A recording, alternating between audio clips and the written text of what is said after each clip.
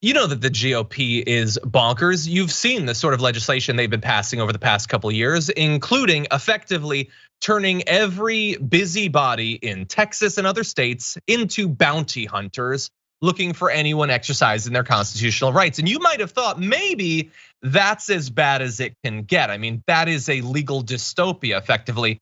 Nope, they can actually go further in a couple different ways, and we're gonna reveal those. First, here, you might have thought that states can only outlaw things that happen in that state. Not so, they're moving beyond that. In Missouri, a lawmaker is seeking to stop residents from obtaining abortions out of the state. Literally outlawing abortions in states where abortions are legal. This is State Representative Mary Elizabeth Coleman. Her thing would allow private citizens to sue anyone who helps a Missouri resident obtain an abortion out of state using the novel legal strategy, which is what they call it. I hate that terminology. Behind the restrictive law in Texas that since September has banned abortions in that state after 6 weeks of pregnancy. She loves this legal move of hers. That's why she's been attaching it to as many different abortion-related bills as she can, all of which have made it through committee. So they are advancing. This measure would target anyone even tangentially involved in an abortion performed on a Missouri resident, including hotline staffers who make appointments, the marketing representatives who advertise out-of-state clinics, Illinois and Kansas-based doctors who handle the procedure. If it's not clear, they're not Missouri doctors. They would be suing doctors in other states where these procedures are 100% legal.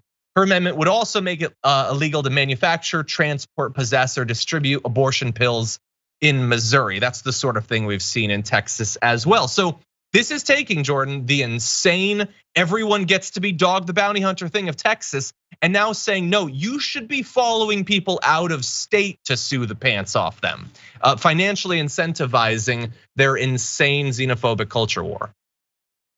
Yeah, this is horrifying, but I think people should just exhale a little bit because there's likely, even in this current Supreme Court, probably no chance that this even survives. Because this is, if this were to be passed, it's guaranteed to be challenged in court. So that is true. People should just wait before they develop anxiety over it, which I get. This is a very troubling trend. And if this continues, if the court gets even further to the right, obviously definitely something to worry about, but right now, it's probably not, going to survive because that is just like, you can't do that. Like it flies in the face of like the core concepts of federalism and how we see states' rights and the 10th Amendment. Like there's just like very obvious unconstitutional components to this. Jor, are you saying that the norms will save us? Haven't. I'm not in the prediction business, but I just think it's probably not going to survive. I appreciate you trying to reassure us. Unfortunately, you are too late. I am already anxious and I will not exhale, okay? But no, okay, I hope that you're right. I hope that the Supreme Court would find this to be a line they won't cross. I hope that they'll find generally, like bringing people in as bounty hunters for all sorts of different things to be an even easier line that should not be crossed. And but I'll include stuff like the California experiments to do this around guns and everything. I want the government and the justice system to be involved in laws. I don't want every random person who's been driven by economic, the devastation of not only the last few years, but literally their entire lives, to desperately be looking for a way to make money and thinking, well, if I can get involved in people's lives and stop them from living their lives, I can make some money. I don't know though. We got a crazy Supreme Court. We will see. Maybe you'll end up being right. In any event, so far these sorts of bills have been effective. I will remind you that in Texas, by the way, the abortion ban that took place back in September, where you can only get it before 6 weeks, has been working. People have been going to neighboring states, but the numbers in Texas have been down. So I guess this is the natural evolution. That, okay, so we stopped them from doing it here, they're leaving, we're gonna stop them from doing it there as well. More on Idaho briefly. Take a look at this bill. So in addition to trying to make it so that if you aid anyone in exercising their reproductive rights outside of the state, what if you are a family member of someone who needs gender affirming care, a parent of a trans kid, something like that.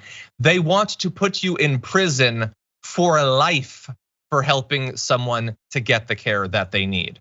And importantly, as with the abortion story, that's whether you do it here or even if we jump ahead to Aaron's tweet. Let's jump ahead one more graphic. You'll see in this tweet, Aaron has highlighted a couple sections of this. It says, if you move out of the state for the purpose of helping someone get gender affirming care, they want to lock you up for life. This is not like a Matt Walsh monologue. This is a piece of legislation they're pushing for right now, Jordan. Is that not? And I understand, maybe I need to calm down a little bit. Maybe I'm too anxious. I mean, how could the Supreme Court ever allow this? That is one of the craziest things I've seen anyone even try to do, even if it never happens, try to do legally. John, this is the exact type of behavior that they try to smear all left-wing politics with. And they, liken it to the USSR or Cuba or wherever, where if you are subject to these authoritarian dictators and you're not even allowed to leave to go live how you want. And then you look at this, you can't move. If you even move out of the state, they'll charge you with a felony. That is absurd. And they have become what they purportedly hate. And it just shows like there is this increasingly authoritarian inclination on the right that's becoming more and more prevalent because sadly, voters are rewarded because all they care about is owning the libs and making your life miserable, making the lives of marginalized people, the people on the front lines of society as miserable because it makes them feel better because they're ultimately feeling inadequate. Yeah, you're right. And it's not like on our side, there isn't any of that.